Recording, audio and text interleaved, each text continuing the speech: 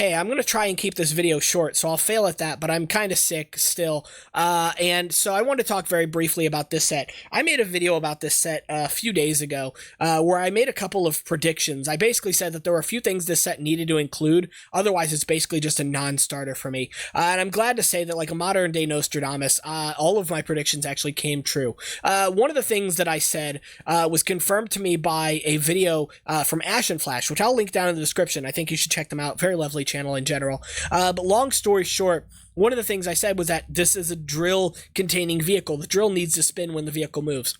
And I'm so glad to say that that is the case. In fact, it's even better because the drill doesn't just spin, but it actually spins in two directions. The yellow portion and the gunmetal portion spin in opposite directions of each other, which means that there's a slightly more involved mechanism. And I always love including extra mechanisms for kids and things like that to learn, right? But the second interaction I wanted involved the speed sphere specifically. Yes, everybody knows the set contains a breakable wall that you could hit through with the speed sphere or the drillster, but the drillster itself needed an interaction too because this is a boss battle, right? And also, like, otherwise, the speed sphere's inclusion would just feel like fluff. It would feel like just adding parts to really buff up the price.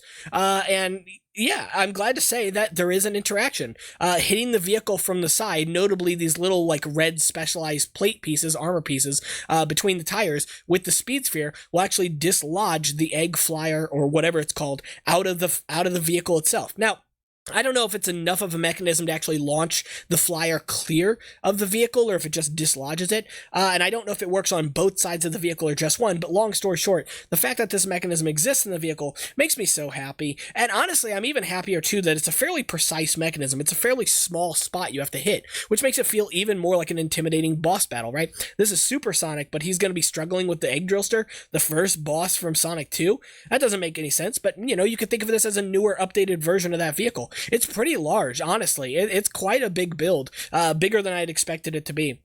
So yeah, I'm very happy to see that. There's some other new things in the set. Shadow's facial expression is new. The egg pawn is very cute. Both of the badniks here are cute. The callbacks to the Sonic franchise are all great stuff. So do I think that the set is worth it? No, not at all. $80 is too much for this set.